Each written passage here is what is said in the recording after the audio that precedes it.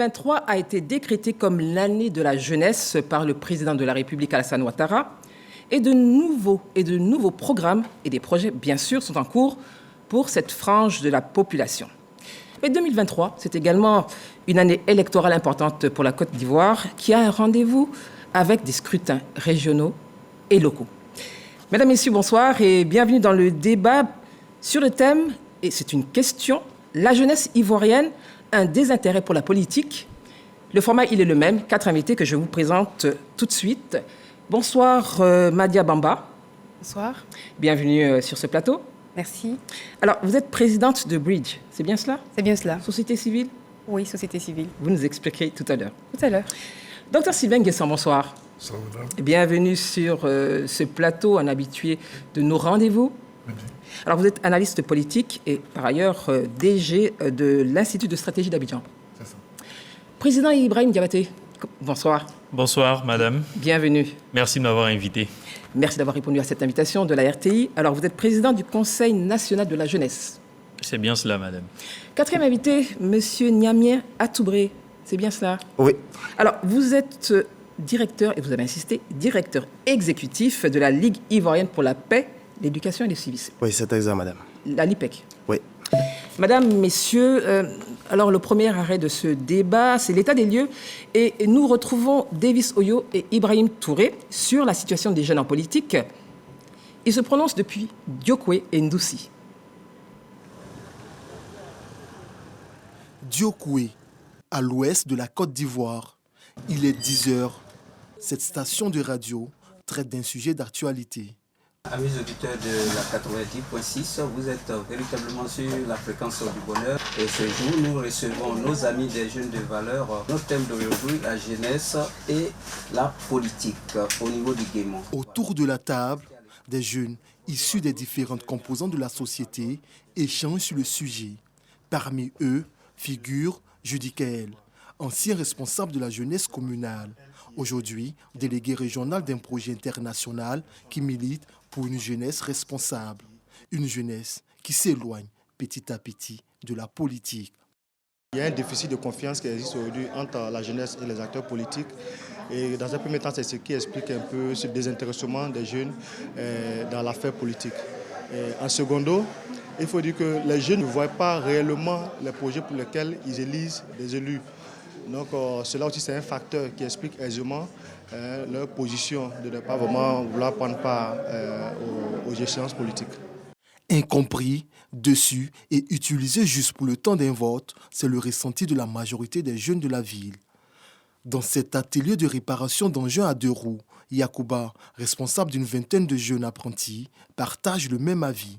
Les gens qui sont à Abidjan pour venir nous mentir, ils viennent dire non, chaque année, et nous promettent les trucs quoi. Mais une fois l'élection finie, après on voit personne. Impossible d'évoquer Diokwe sans faire allusion aux événements malheureux qui ont émaillé la ville durant la crise post-électorale. Elle fait partie des localités qui ont payé le plus lourd tribut de cette crise. Au Carrefour, l'un des plus grands quartiers de la cité, nous rencontrons Isaac, responsable des jeunes de ce secteur et ses amis. Ici, les souvenirs douloureux sont encore présents dans les esprits.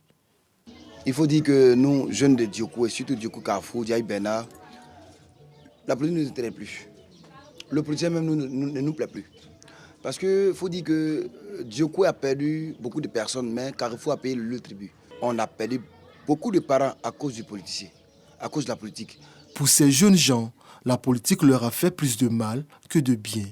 En son temps, on ne pouvait pas partir Kokoma, Kokoma c'est un quartier de Diokwe. Les jeunes de Carrefour ne pouvaient pas partir Kokoma.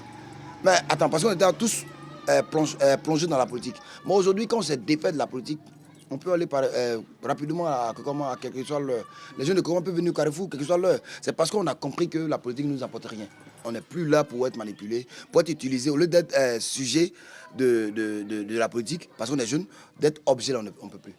On peut plus. Si on n'est plus sujet, on ne peut plus être objet. C'est pourquoi on s'est vraiment abstenu de cette politique-là. Voilà, je pense que s'il y a trop de jeunes majeurs enregistrés à Diokwe Carrefour, s'ils sont trop, c'est 5, 6, 7, 8. On les compte au bout du doigt. Voilà, pas dans les années passées où on était nombreux. Même son de cloche au quartier Kokoma. Quand tu regardes la télévision, tu sais que l'État de Côte d'Ivoire est au travail. Mais notre Diokoué, c'est-à-dire notre Diokoué est oublié quand la RLE est arrivée, la révision de la liste électorale. Les hommes politiques sont venus nous voir de partout, voilà, pour qu'on puisse mobiliser nos jeunes frères qui ne sont pas encore inscrits sur la liste électorale.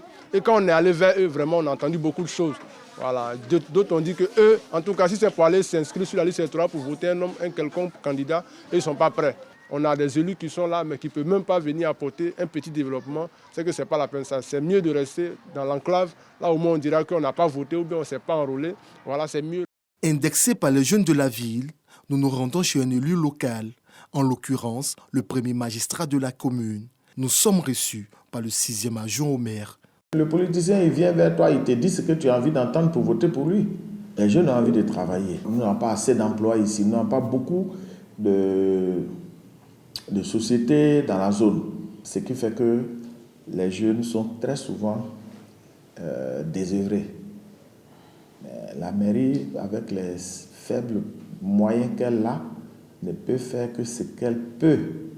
Pour faire bouger les lignes et porter les idéaux des jeunes, Théophile s'est présenté à la dernière élection législative.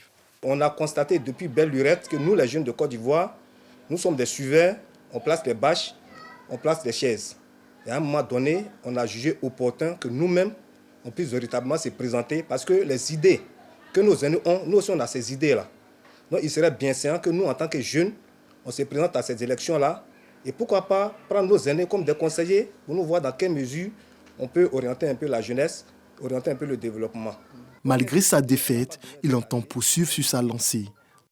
À plus de 250 km de Diokoué, à Ndoussi, le constat est le même. Au quartier Plateau, c'est autour d'un thé que Lanciné, président des jeunes, et son prédécesseur échangent sur les difficultés de leur cité. Entre autres, les raisons du manque d'engouement des habitants lors de la dernière révision de la liste électorale. Comment tu as trouvé l'engouement? Ça n'a pas été comme les années précédentes. Ils n'ont pas respecté ce qu'ils ont dit à la jeunesse. Quand ils disent quelque chose, ils ne le font pas. Quand la jeunesse demande quelque chose, ils ne le font pas. Donc, automatiquement, toute chose qui concerne la politique, on ignore en même temps automatiquement. Ce qui concerne surtout la liste électorale, là, surtout les nouveaux majeurs, ils n'ont pas participé. Il n'y a rien après les élections. Les politiciens étant élus, ne font plus rien avec cette jeunesse. On les laisse tomber. Si dans ce quartier avait plus de 8000 habitants, l'engouement n'était pas au rendez-vous, à Abekro, ce fut le contraire.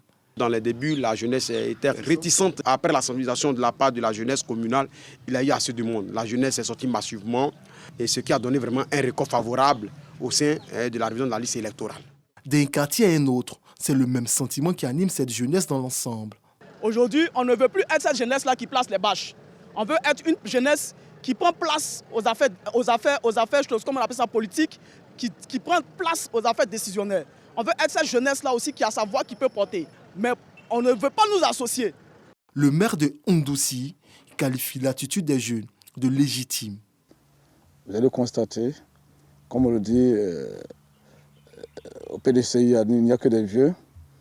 Et c'est valable pour tous les autres partis politiques. Voilà, quand les jeunes ils viennent, c'est juste pour classer les chaises, pour être au service de certaines personnes à leur solde. Donc voilà un peu les raisons fondamentales. Et ça, c'est indéniable. En Côte d'Ivoire, plus de 75% de la population a moins de 35 ans. Cette frange ambitionne dorénavant de jouer les premiers rôles dans tous les secteurs d'activité.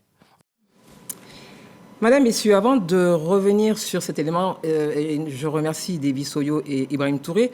Je voudrais quand même revenir sur la première réunion interministérielle organisée le 12 janvier dernier par le Premier ministre Patrick Hachi, afin de concrétiser l'instruction du président de la République de faire de 2023 l'année de la jeunesse. Madia, commentaire. Alors déjà, avant de me prononcer sur la question, permettez-moi de témoigner toute ma compassion, puisqu'on parle de jeunes, témoigner toute ma compassion aux familles des jeunes qui se sont dernièrement. Il y a eu quelqu'un qui s'est suicidé à l'université de Cocody. Il y a eu un qui a essayé de se noyer. Il y en a un qui s'est tranché la gorge il y a quelques jours. Donc permettez-moi de témoigner toute ma compassion aux familles des jeunes. Alors pour revenir donc à la réunion du Premier ministre, je pense que cette réunion naturellement s'inscrit donc dans la droite ligne donc de l'opérationnalisation des différentes directives que le président a données concernant donc l'année de la jeunesse, l'année 2023.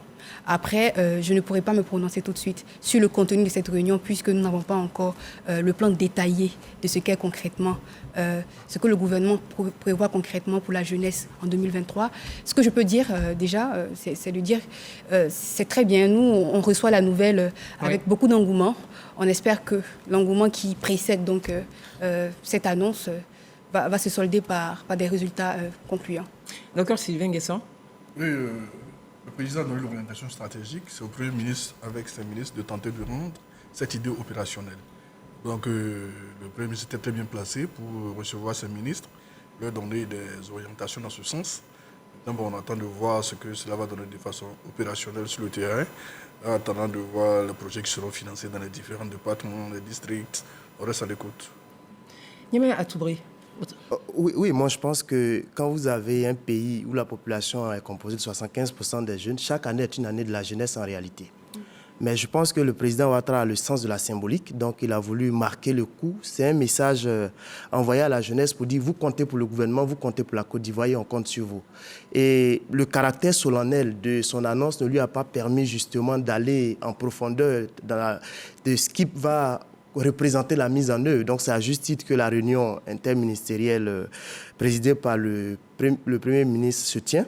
Et donc nous attendons de voir le contenu. Mais après, moi j'ai un petit élément. Je pense que au regard de ce qu'on vient de voir dans le reportage, tout ça, je pense qu'on devait associer à cette année de la jeunesse l'année de la pacification de la jeunesse. Parce que j'estime que au sens strict du terme, le jeune, c'est 18-35 ans. Le plus âgé des jeunes en Côte d'Ivoire est né en 1988. Donc, le 1er janvier 1988, en pleine crise. Donc, on a traîné toutes ces crises jusqu'en 2020. Aujourd'hui, on a une jeunesse qui est traumatisée, qui est blessée. Il faut la soigner. Très bien. Président, juste un commentaire sur cette réunion. Alors, je pense qu'on a eu donc l'occasion de se prononcer sur l'année de la jeunesse que le président de la République, son Excellence M. Alassane Ouattara, a bien voulu donc adressé au cours donc, de cette année 2023. Et le fait donc, pour le Premier ministre chef du gouvernement de réunir 15 membres du gouvernement qui travaillent au quotidien sur les politiques sectorielles ou encore les politiques en faveur des jeunes, pour nous un message fort. Et comme il a été dit sur ce plateau, nous sommes en attente donc, de cette feuille de route qui sera tracée. Mais nous, les jeunes également, nous jouerons nos partitions parce que nous sommes convaincus d'un fait, c'est que les pouvoirs publics ont leur part à jouer, les partenaires techniques et financiers ont leur part à jouer, mais nous également, les jeunes, nous devons jouer notre part pour que, n'est-ce pas, cette année-là soit une réussite pour tout un chacun, et je n'en doute point. Très bien. Justement, un message pour ceux qui nous regardent, mesdames, messieurs et chers jeunes, vous pouvez participer à cette émission, poser vos questions. Le QR code s'affiche donc au bas de l'écran. N'hésitez pas. Et vos questions seront partagées ici et vous aurez donc les réponses. Alors, un commentaire justement sur ce qu'on vient de voir. On a parlé peut-être de dépit. Les jeunes ne veulent plus être des suiveurs, ils ne veulent plus être des objets. Quelle est votre réaction, Madia, par rapport à cela? Alors, déjà, il faut dire que le malaise démocratique auquel on assiste maintenant n'est pas seulement l'apanage de la jeunesse. Le malaise démocratique est général. Mais peut-être qu'il touche plus particulièrement la jeunesse parce que la population ivoirienne est composée à 75% quand même de jeunes. Alors, ce qu'il faut dire, c'est que ce malaise démocratique ne touche pas la jeunesse au même titre. Je veux dire, la jeunesse, quand on emploie le terme « la jeunesse », il y a plusieurs jeunesses. Il n'y a pas qu'une seule jeunesse. Expliquez-nous. En Côte d'Ivoire.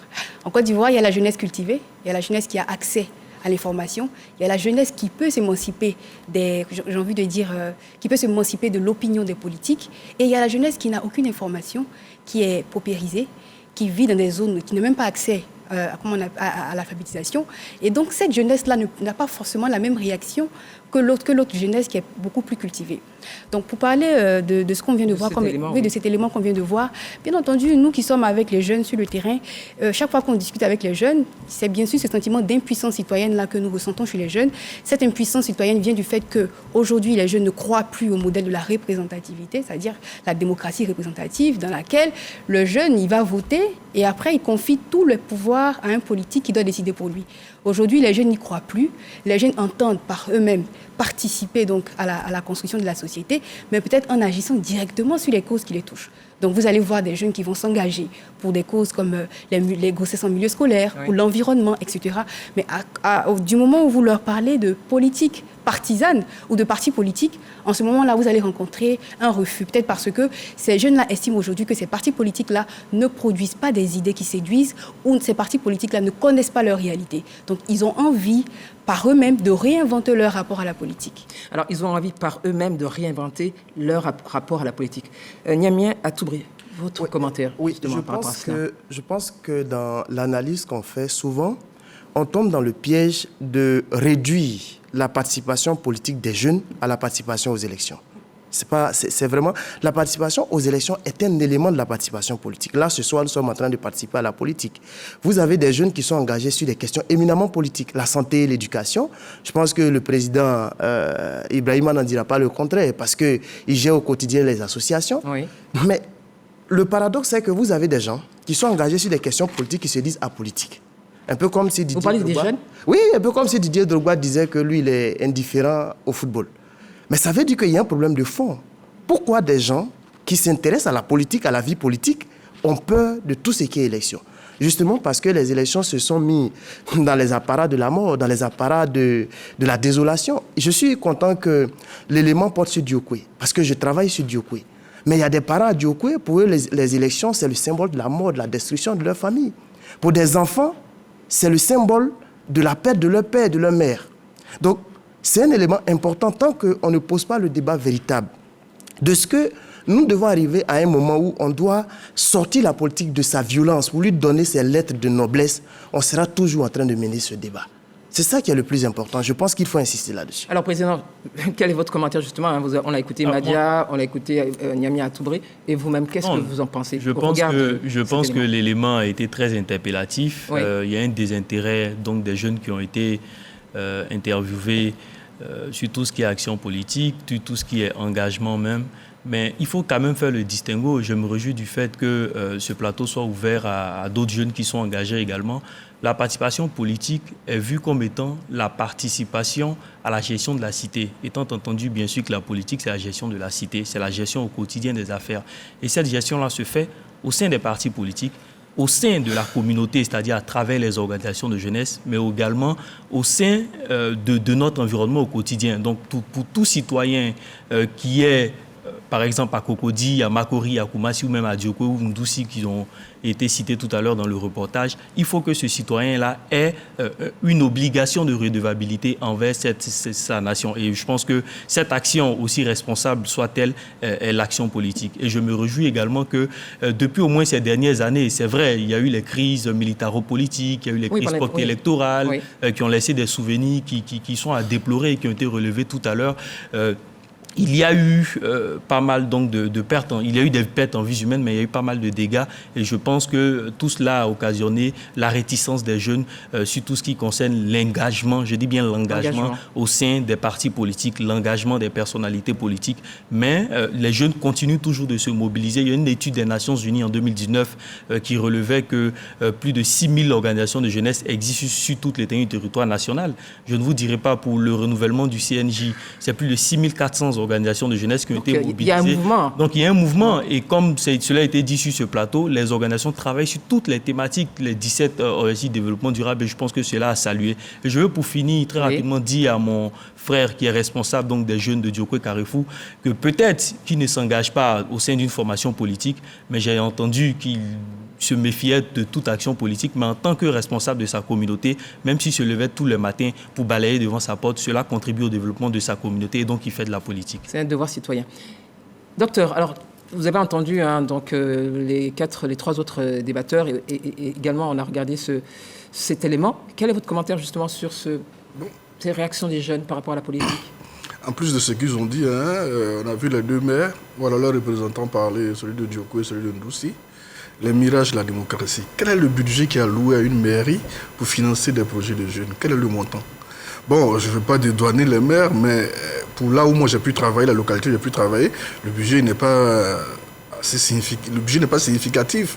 Quand vous avez une localité où vous avez plus de 5 000 jeunes, que vous avez un budget d'environ 1 million pour financer des projets de jeunesse par an, je me demande bien ce que vous pouvez faire. Vous avez une jeunesse communale qui doit fonctionner, etc. 1 million par an.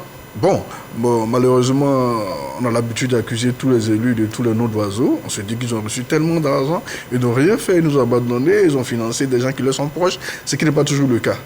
Alors, malheureusement aussi, pour se faire élire, ils font tellement de promesses, sans savoir s'ils auront les moyens, la ligne budgétaire requise pour pouvoir financer ces activités-là. Alors, on a toujours l'impression que l'élu local abandonne toujours sa jeunesse une fois qu'il est élu et qu'il ne revient vers eux que quand il est élu. Dieu merci, nous avons une année de la jeunesse. On espère qu'on aura un budget quand même d'un certain montant, d'une certaine profondeur pour pouvoir aider les jeunes des 14 districts à pouvoir améliorer un peu leurs conditions de vie. Sinon, les maires, à vrai dire... Alors, c'est compliqué. Pas grande chose. Mais alors, c'est vrai qu'on parle des élus, donc des maires en l'occurrence. Mais est-ce que, moi j'ai une question à vous poser. Est-ce que, c'est vrai qu'on parle de politique ce soir, est-ce qu'il n'y a qu'un maire qui peut accompagner le développement dans une localité ou dans une région pour que les jeunes, justement, soient dépités? Parce que l'élu ne tient, entre guillemets, pas promesse, docteur. Bon, malheureusement, le modèle de développement politique que nous avons, on a tendance à attendre trop du maire et du président du conseil général. Voilà, c'est la directe roule de la politique francophone. On croise les bras, il n'y a pas trop d'initiatives locales. Le maire viendra avec l'argent pour financer les projets. Le président du conseil régional viendra avec, ou bien le fils de la région qui est ministre, viendra avec les moyens pour financer les projets. Alors que ce n'est pas le cas. S'il y a des associations qui sont actives dans la région, oui, elles peuvent s'organiser pour faire beaucoup de choses. Hein. En Côte d'Ivoire, on a la chance, le marché du riz, il est là, c'est clair, on importe par an 413 milliards de riz. Pour le poisson, c'est 413 milliards, le riz 410 milliards, les fruits 153 milliards. C'est un marché interne qui est là. Il suffit que les jeunes s'organisent. Alors, je ne dis pas que c'est facile. Non, c'est pas facile. Si les jeunes s'organisent pour faire des plantations de riz, pour avoir un petit prêt, le marché est là. Si je prends au sérieux, je pense qu'au bout de 5 ans, ils pourront créer une part de marché quand même en Côte d'Ivoire. Attendre toujours le maire, le président du conseil régional, alors qu'ils n'ont pas un grand budget, bon, on va toujours tourner en rond. Alors moi j'ai une question pour tous les quatre. Hein. Alors c'est un constat, hein. Tous les ans, enfin tous les 5 ans, en tout cas lorsqu'il y a des élections, c'est le même schéma et les jeunes, puisqu'on parle des jeunes, vont se plaindre. Alors pourquoi il y a cette récidive? Pourquoi chaque fois, tous les 5 ans, ces personnes reviennent séduire entre guillemets les jeunes et les jeunes suivent? Alors je veux juste comprendre la psychologie. Niamey Atoubré, pourquoi ils se plaignent tous les 5 ans et les 5 années après, les mêmes personnes reviennent et ils suivent? Quel est le problème? Est-ce que c'est toujours les autres? Je pense que le maire a dit quelque chose de fondamental. On n'a pas encore réussi à construire un développement intégré. On est aujourd'hui dans ce que j'appelle une violence structurelle. Donc des gens qui n'arrivent pas à avoir du travail, des gens qui n'arrivent pas à avoir des moyens pour vivre décemment. Ce qui va se passer, c'est que population comme leader politique, chacun y trouve son compte. Parce que pour les leaders politiques, on a des électeurs bon marché. Oui. Désolé de l'expression, je le dis prosaïquement, mais c'est ce qui se passe. Et de l'autre côté, les jeunes aussi qui sont dans une situation de précarité trouvent leur compte parce qu'en ce moment précis, ils peuvent avoir quelque chose de la part des leaders. Sauf que lorsque vous avez eu 50 000 francs pour l'année là, vous allez attendre 5 ans encore. Donc vous divisez 50 000 là par les 5 ans, ça vous donne ce que ça donne. Donc après, il y a toute une réflexion à mener, que ce soit au niveau des politiques que des populations. Et c'est en cela que je dis, il faut aujourd'hui que les partis politiques qui reçoivent de l'argent public de l'État pour former les citoyens fassent le travail. À défaut, que l'État donne de l'argent à la société civile pour que nous on fasse le travail à leur place. Parce que si on ne forme pas les gens véritablement pour dire... Voici ce que le vote représente. Ça veut dire, ça représente ce que vous avez pour contrôler l'action publique, donc pour agir sur le développement. Et que les gens vont brader ces votes, naturellement, ça va poser un problème profond de démocratie, mais aussi de construction même de l'idée même de la nation que nous avons à cœur. Alors, Président, justement, sur cette question, moi, je me retourne vers vous. Ils ne s'inscrivent pas, les jeunes, sur la liste électorale. Niamey Atoubré explique justement qu'il faut être présent pour pouvoir voter et chaque voix compte. À qui ces jeunes font-ils du mal quand ils ne s'inscrivent pas? Non, moi je pense que le développement doit être intégré comme il l'a dit, mais il faut noter quand même qu'il y a une nette amélioration. En 2016, les nouveaux majeurs qui étaient inscrits donc, sur la liste électorale étaient autour de 137 000, contre pour 2020 plus de 900 000 nouveaux électeurs sur la liste électorale. C'est encore Donc, je pense que, oui, justement, c'est encore faible, mais quand on passe de 100 000 à 900 000, vous conviendrez avec moi quand même qu'il y a des efforts qui sont faits. Et je pense que cette méfiance des jeunes au regard de l'action des politiques sur le terrain était tout à l'heure justifiée par le docteur Sylvain Nguessan, précisant qu'effectivement, les hommes politiques se présentant à eux, quand le monsieur il est candidat donc pour être député d'une localité et qu'il vient promettre aux jeunes de financer leur projet à coût de milliards ou encore il vient promettre aux jeunes le bitume, vous conviendrez avec moi que c'est pas ça le rôle direct donc d'un député. C'est vrai que les décisions prises ont une action dans ce sens-là, mais c'est pas forcément le rôle. Donc je pense également qu'il y a matière à renforcer la formation sur le terrain, donc l'éducation donc à la citoyenneté aussi au niveau des jeunes. Il a matière donc à renforcer l'éducation formelle certes, mais également l'éducation non formelle. Il parlait tout à l'heure de vote à accroître, il parlait tout à l'heure donc de guiser donc l'esprit civique et citoyen des jeunes, mais aussi il faudra attirer l'attention et je me réjouis donc du travail qui est fait par les organisations jeunesse au quotidien. On a lancé un concours l'année dernière, Impact Jeunes, pour récompenser les meilleures initiatives des jeunes sur le terrain. Au niveau de l'engagement civique et citoyen, il y a eu 1347 candidatures dans toutes les catégories, mais au niveau de l'engagement civique et citoyen, c'est plus de la moitié. Donc, c'est dit que les jeunes également, ils ont compris qu'ils doivent travailler sur le terrain pour guider l'action et pour interpeller les uns et les autres. Donc, il y a un travail, il y a un véritable job à faire au niveau de la formation. La formation politique et la formation de façon générale. Justement. Très bien. Alors, Madia, votre regard là-dessus? Pour enchérir, c'est clair qu'aujourd'hui, les jeunes... on en parle, on dit chaque 5 ans, les jeunes, ils vont encore de nouveau s'inscrire sur la liste électorale. Ce qu'il faut dire, c'est que la démocratie n'est pas un hasard.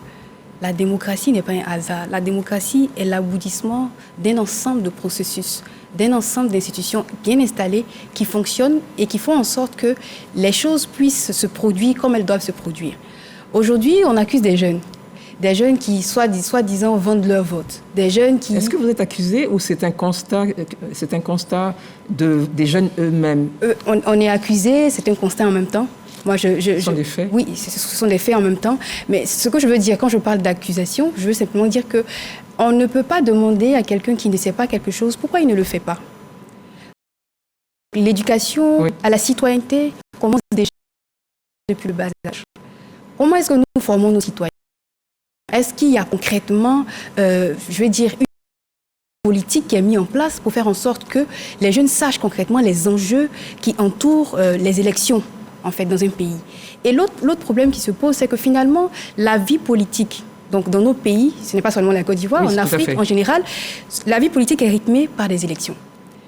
On attend les élections. Une fois qu'il y a des élections, une fois qu'on a voté, c'est bon, chacun retourne là où il doit être. Et après, on revient encore. 5 ans. On attend encore 5 ans pour revenir pour des élections. Et c'est justement pour cela qu'en tant que société civile, nous sommes engagés pour former les jeunes, pour leur apprendre ce que c'est que la gestion de la cité, pour leur apprendre à prendre la place donc, dans la gestion de la chose publique et pour savoir quels sont les moyens conventionnels qu'ils ont à leur disposition pour influencer les politiques publiques.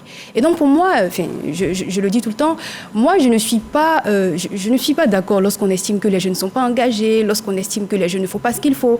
Je ne suis pas d'accord. Est-ce que c'est parce que vous n'êtes pas suffisamment visible?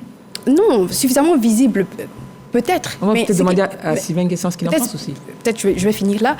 Peut-être ce qu'il faut dire, c'est que ceux qui ont aujourd'hui les rênes du pays, ceux qui sont aujourd'hui les elders, je vais le dire ainsi, n'y sont pas arrivés par un hasard. Il y a eu tout un ensemble de situations, tout un ensemble de mécanismes qui ont été mis en place pour permettre à ceux-là de pouvoir accéder au pouvoir.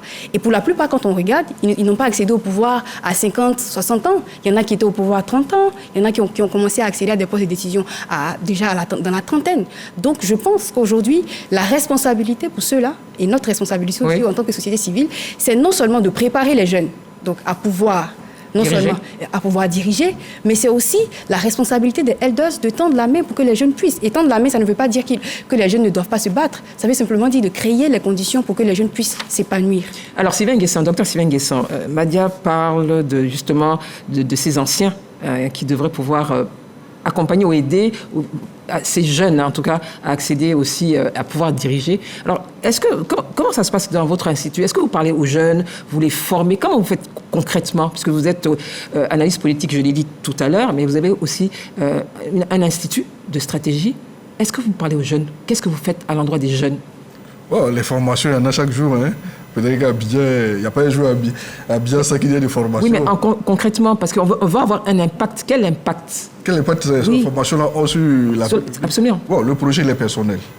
Voilà. Jeunesse et politique, chacun définit son projet de carrière. Celui qui veut être député, celui qui veut être maire. Donc le projet, il est d'abord personnel. Et c'est en fonction des projets des uns et des autres qui s'inscrivent aux formations. Maintenant, ceux qui, dans leur projet de carrière, veulent telle ou telle chose, et puis tout le monde le fait sur le plateau, et je connais à peu près tout le monde. Il y a du coaching qui est fait lors de certaines formations. Oui. Maintenant, c'est à eux qu'il revient, peut-être qu'on en parlera, de trouver les moyens pour pouvoir être actifs là où ils veulent se faire élire, pour se faire connaître des électeurs, etc. etc. Pour espérer se faire élire un jour. Sinon, quand on interroge l'histoire, on trouvera rarement, vous pourrez toujours me donner l'exemple, un pays où les elders, comme on le dit, ont croisé les bras et puis ils ont dit, bon, ça va, on prend notre retraite, les jeunes viennent prendre la place. Non, c'est le fruit d'une longue lutte, Avant d'en finir, peut-être qu'il serait intéressant que le ministère du Budget puisse sortir la ligne, année après année, des aides, des lignes budgétaires consacrées aux mairies et aux conseils régionaux pour le financement des projets.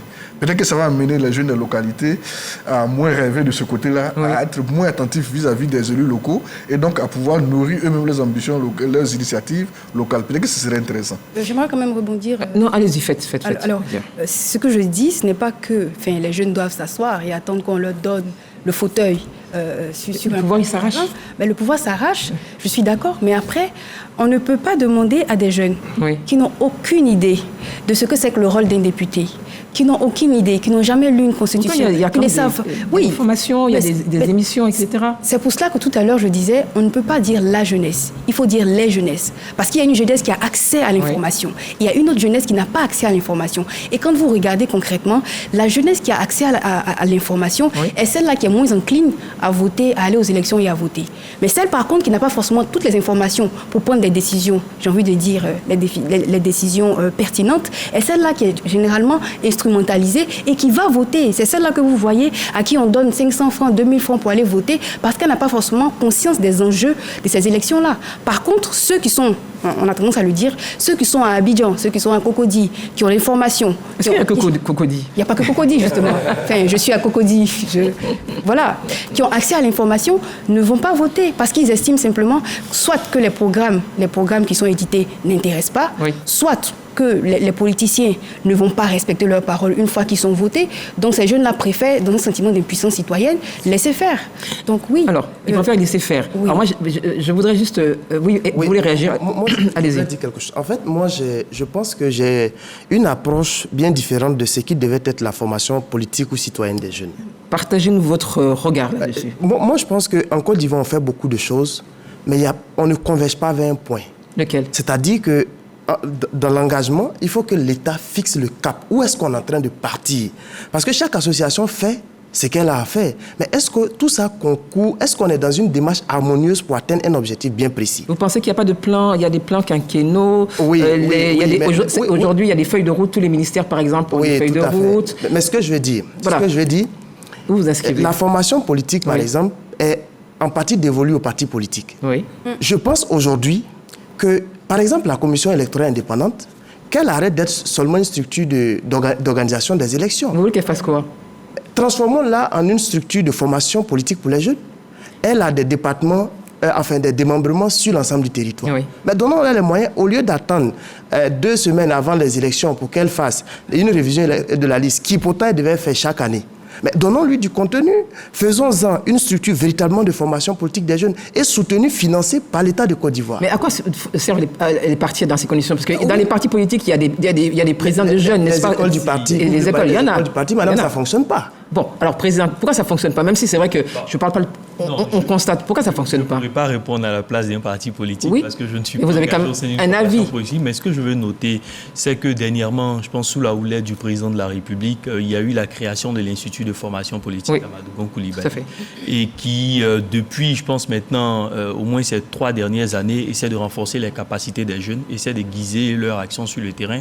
Ce sont des jeunes qui sont soit du monde de la société civile, ce sont des jeunes qui sont engagés au sein des formations politiques, mais ce sont des jeunes également, mais qui qui ne sont pas forcément engagés, qui ne travaillent pas, mais qui sont intéressés à contribuer au développement de leur pays. Et donc, il y a ce point-là qui est fait. En ce qui concerne donc la CEI, je pense que le constat, il est frappant. La CEI est un organe, en Côte d'Ivoire en tout cas, qui se charge donc d'organiser les élections. Il y a des organisations qui font leur travail sur le terrain. Il y a une convergence donc de vues aujourd'hui. Quand vous voyez par exemple au niveau donc de la Fondation Friedrich Naumann, je sais qu'il y a beaucoup de programmes qui sont organisés conjointement. Il y a des partenaires au développement. Avec lui, justement, avec la CEI. Donc je pense que la CEI est ouverte aujourd'hui. Nous-mêmes, nous les avons sollicités pour des séances de renforcement des capacités, mais également de dialogue avec des jeunes sur le terrain. Le travail est fait. Mais après, je reviens là-dessus. Et après on va lancer le second thème. Il faut que nous-mêmes, on se dise également, trop c'est trop, et il faut qu'on prenne conscience du rôle majeur qu'on a à jouer pour contribuer au développement de notre pays. À chaque fois, on revient sur les mêmes discours, à chaque fois, on revient sur les mêmes paroles, à chaque fois, on revient sur les mêmes théories. Les jeunes sont instrumentalisés, ils n'ont pas accès à l'information. Oui. Mais après, arrive un certain moment. Je pense que les jeunes, même dans le campement, moi j'étais au village, à Kamassela, à plus de 600 km d'Abidjan, ils disent non, on les attend. Quand ils vont venir, on prend leur argent. Mais quand ils prennent l'argent, ils ne vont pas forcément voter celui qui leur a remis l'argent. Donc ça veut dire, il sait clairement. Il est conscient alors. Il est conscient de ce qu'il fait. Et il sait clairement ce qui est en train de se migrer, de ce qui est en train de se mijoter, et surtout ce qu'il faut pour son développement. Bien entendu, même si après il y a des ratés, mais il sait en toute honnêteté, en toute conscience ce qu'il fait. Alors, on va aller tout de suite, on va regarder le second élément. Après, je donnerai la parole à Sylvain Nguessan. Pourquoi ce désintérêt des jeunes en politique? On écoute l'avis de deux experts. Selon l'approche sociologique, la jeunesse est une phase de transition caractérisée par plusieurs étapes successives, de l'âge jeune à l'âge adulte. Les plus importantes se déclinent en 4 grandes phases: la fin des études, le retrait du domicile familial, l'insertion dans le tissu socio-économique et le mariage. En Côte d'Ivoire, les jeunes représentent plus de 75% de la population ivoirienne et font face à de nombreux défis en matière d'éducation, de santé et d'emploi. La politique est donc perçue comme un ascenseur social pour certains et pour d'autres un moyen de matérialiser les idées pour booster le développement de la nation. Hélas, depuis ces 10 dernières années, les jeunes semblent s'éloigner petit à petit de la politique. Ceux qui se désintéressent de la politique aujourd'hui, certainement ce sont ces jeunes-là qui ont perdu un lourd tribut pendant la crise post-électorale. Et ces personnes-là aujourd'hui, à partir des expériences de l'espace politique ou du théâtre politique comme un théâtre violent, peuvent justement réduire leur ardeur et se désintéresser à la politique. Donc, premier élément de réponse, c'est de construire le champ politique comme un champ violent. Ça, c'est un premier élément. Deuxième élément, il faut dire que cette jeunesse-là n'échappe pas au statut du jeune comme cadet social. Le cadet social, c'est celui qui ne participe pas au processus de prise de décision. Donc, même dans les appareils politiques, vous allez constater que ces jeunes sont une force, mais une force de mobilisation.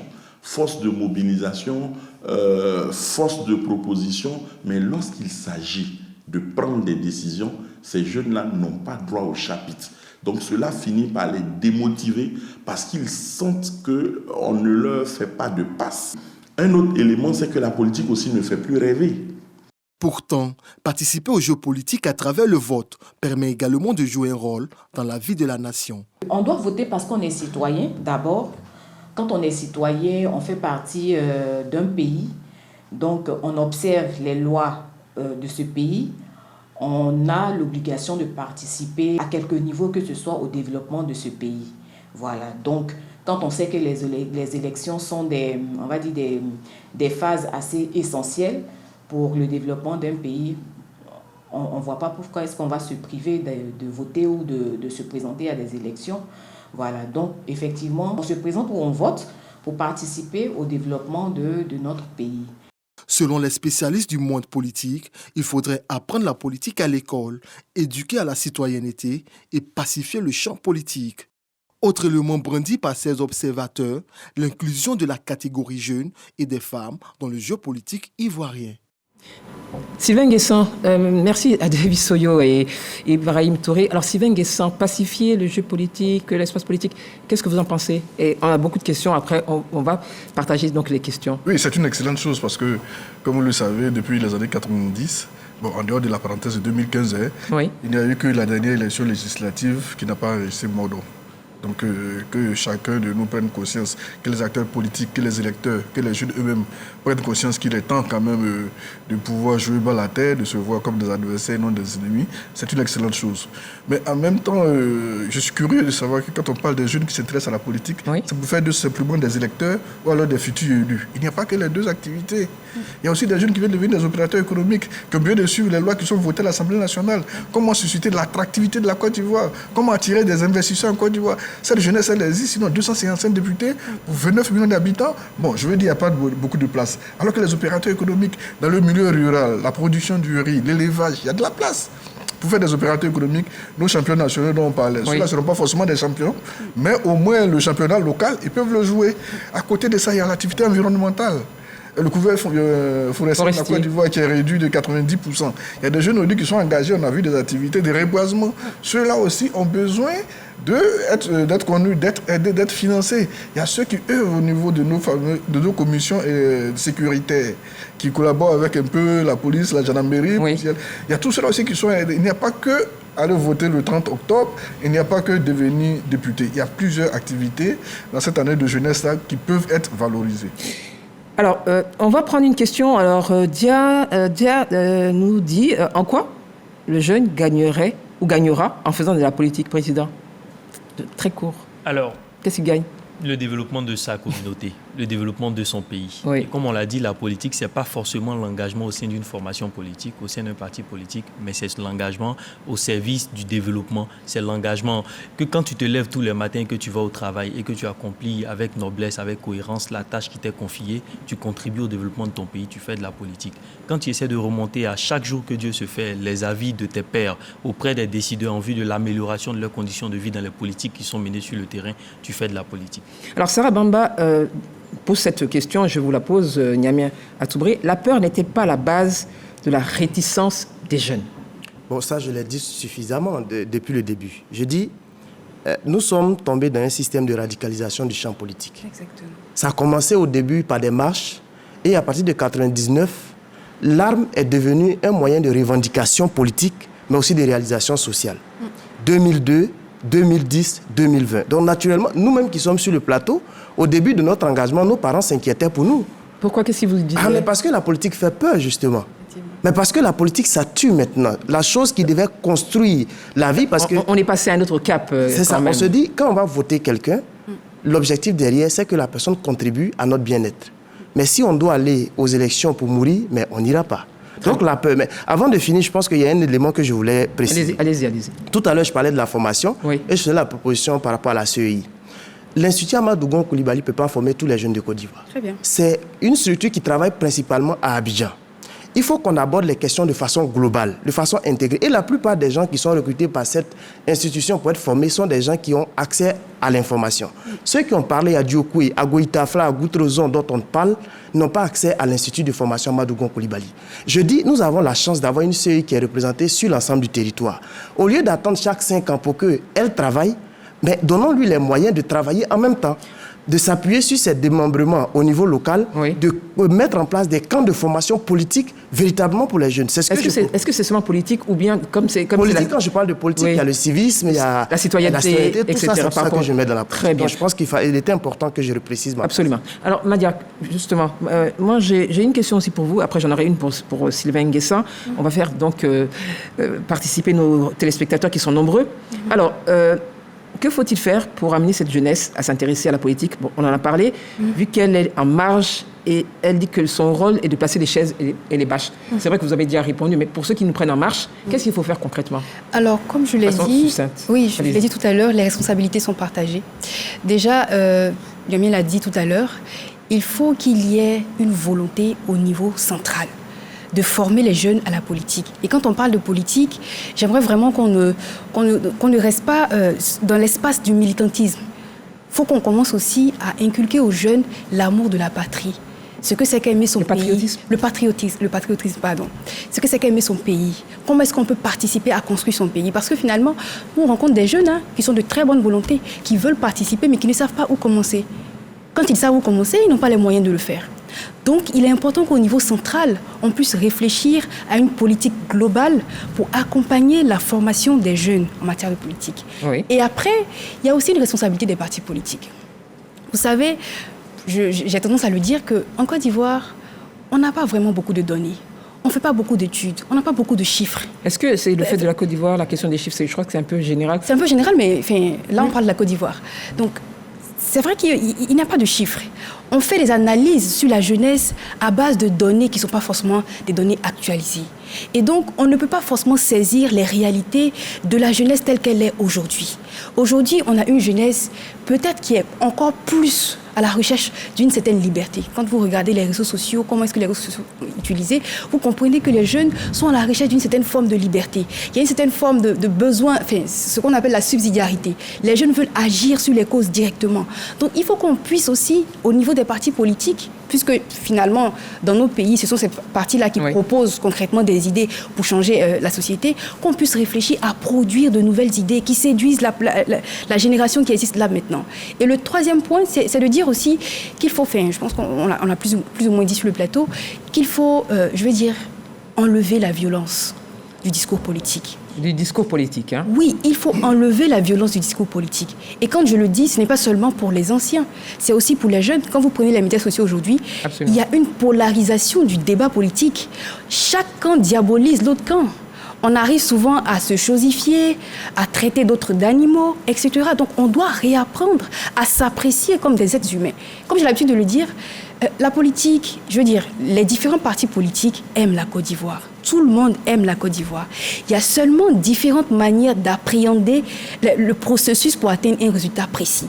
Et c'est ce que nous devons inculquer à la jeunesse, que nous pouvons avoir des différences, nous pouvons discuter et nous entendre finalement pour le bien de la Côte d'Ivoire. Très bien. Alors, docteur Sylvain Nguessan, je partage avec vous une question d'Amani de Côte d'Ivoire. Il dit, les partis politiques sont-ils prêts à laisser la place aux jeunes? Donc je vous la pose. Au regard de ce que nous a donné de constater, je fais partie de ceux qui ont fait le lobbying pour que la limite d'âge jeune soit 15 ans en Côte d'Ivoire. On va les entendre sur ça d'ailleurs. C'est ce qu'on a entendu. Allez-y. C'est ce qu'on a entendu. Oui, allez-y. Ce qu'on nous a dit. Donc, les alliés ne sont pas prêts à céder la place. Il ne faut pas rêver. À bien ce qu'il y ait une loi qui donne un certain quota de jeunes au niveau des instances de décision des partis politiques, peut-être 10%, 15%, parce que les jeunes sont juste au niveau du bureau de la jeunesse qui est rarement écouté au niveau des grandes formations politiques. Au niveau des secrétariats, il y a très, très, très peu de jeunes. Voilà, et même au niveau des listes pour les municipales, les législatives, les régionales, il y a très peu de jeunes. Ce qu'on appelle les jeunes là-bas, c'est les jeunes à l'africaine. Hein, c'est quel âge? 55 ans, 60 ans. Ceux-là qu'on appelle les jeunes dans ces partis politiques-là. Sinon, les partis qui ont présenté des jeunes de 28 ans, je ne sais pas s'il y en a encore eu en Côte d'Ivoire. Les années ne sont pas... Non, il ne faut pas rêver. Non, vous n'êtes pas convaincu. Non, il ne faut pas rêver. Les faits sont là, il ne faut pas rêver. Alors, est-ce que vous avez le sentiment, tous les quatre en réalité, d'être entendus lorsque vous allez, par exemple, voir des institutions? Comment ça se passe avec ceux qui doivent être peut-être des partenaires de cette jeunesse? Parce que tout le monde parle de jeunesse aujourd'hui, et ça ne concerne pas que le président de la République. Alors, comment ça se passe avec les institutions, vos relations? Déjà, au niveau des postes électifs, je voudrais revenir déjà sur ce que Dr Sylvain Nguessan a dit tout à l'heure. Je pense quand même qu'il y a une amélioration, il y a un sursaut d'orgueil surtout au niveau de certains jeunes. Je pense qu'on a les prochaines échéances donc de 2023, mais déjà vous verrez qu'il y a sur le terrain, il y a certains jeunes qui essaient de se démarquer, qui essaient de proposer réellement ce qu'ils veulent faire pour leur communauté. Et ils ne viennent pas qu'avec leurs moyens financiers, ils viennent surtout avec des idées. Je pense que cela a salué. Et mieux, au cours des dernières échéances électorales, je pense qu'il y a eu des élus qui ont moins de 30 ans. Quand on va même à Goïtafla, il y a également... aujourd'hui, au niveau donc, du Parlement, le député suppléant d'Azadje, donc Baudouin Yapo également, qui a moins de 30 ans. Je pense que ce sont des jeunes qui essaient de faire leur bonhomme de chemin et qui travaillent également au sein de leurs différentes formations politiques, donc à rehausser l'image de la jeunesse.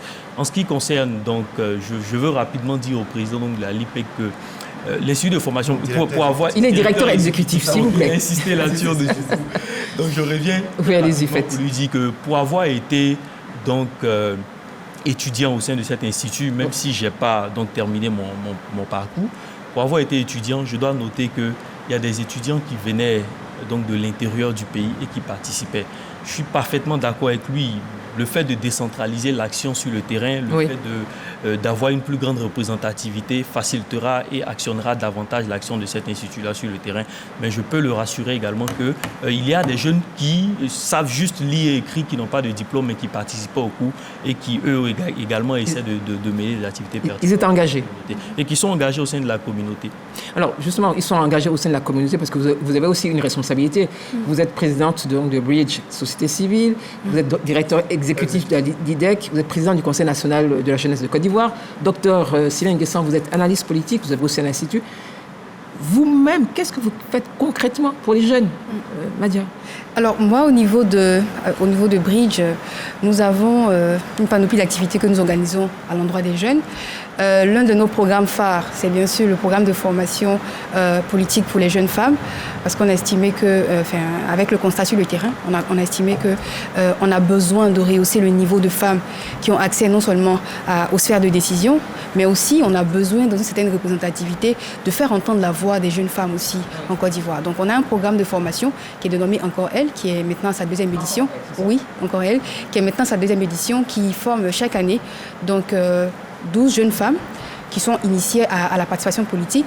Dans le lot des jeunes femmes, il y en a qui se sont déjà essayées aux joutes électorales. Il y en a qui simplement côtoient aujourd'hui l'idée donc, de la politique. Oui. Et ce qu'il faut noter avec ces jeunes femmes-là, c'est que pour les femmes, finalement, l'initiation à la participation politique, c'est d'abord l'enjeu de la prise de parole. On va voir des femmes qui auront des difficultés à prendre la parole devant un public. Et si ces femmes-là ne peuvent pas s'exprimer devant un public, elles ne peuvent pas dire concrètement quels sont leurs besoins, elles ne peuvent pas influencer les politiques publiques. Donc ce qu'on fait déjà, c'est de travailler sur la confiance en soi de ces femmes-là pour qu'elles puissent s'exprimer librement en public et qu'elles soient au fait aussi des différentes, des différentes politiques publiques qui sont mises en place au niveau du gouvernement. Et la seconde action, justement, c'est de faire des campagnes de sensibilisation au civisme et à l'engagement, à l'engagement politique. C'est de sillonner les différentes villes, de rencontrer les jeunes dans les écoles et dans les universités pour leur apprendre ce que c'est que la participation politique, pourquoi c'est important de participer à la construction de la société ivoirienne. Voilà un peu. De votre côté, qu'est-ce que vous faites concrètement pour les jeunes? Nous mettons un accent particulier sur la formation. Oui. Et nous avons trouvé que généralement, quand on parle de formation politique, c'est souvent dans des grandes salles, les jeunes trouvent que c'est trop luxueux. Ah bon?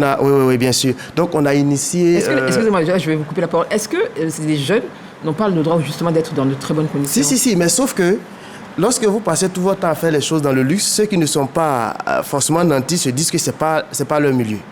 Donc, nous avons décidé de rendre la politique accessible avec notre initiative GABA Politique, qui est une rencontre de formation politique, mais dans un cadre vraiment décontracté autour de notre GABA. Donc ça, c'est une initiative assez jeune, mais en dehors de ça, nous avons Pourquoi c'est le choix de nom? Vous dites? Pourquoi c'est le choix de ce nom? Ah oui, mais parce que le GABA, ça rassemble en Côte d'Ivoire. Et riche comme pauvre, tout le monde mange le GABA. Donc c'est dans une démarche harmonieuse de concilier la société, entre guillemets, d'en haut et la société d'en bas, pour dire nous avons tous une contribution à apporter dans la vie politique de la Côte d'Ivoire. En dehors de ça, nous avons des séminaires de formation. Où nous formons les gens sur la question du civisme, l'engagement politique. Et chaque année, le dernier samedi avant le 15 novembre, nous organisons ce qu'on appelle la conférence annuelle sur la paix, qui nous permet, nous, d'inviter des jeunes, des intellectuels pour réfléchir sur l'état de la paix en Côte d'Ivoire. Et là, nous préparons le séminaire d'après la conférence qui va nous permettre de sortir notre policy papers et qui va contenir nos propositions dans le sens de la construction ou encore de la reconstruction de la cohésion, parce que nous estimons que la cohésion sociale en Côte d'Ivoire est blessée, il faut la soigner.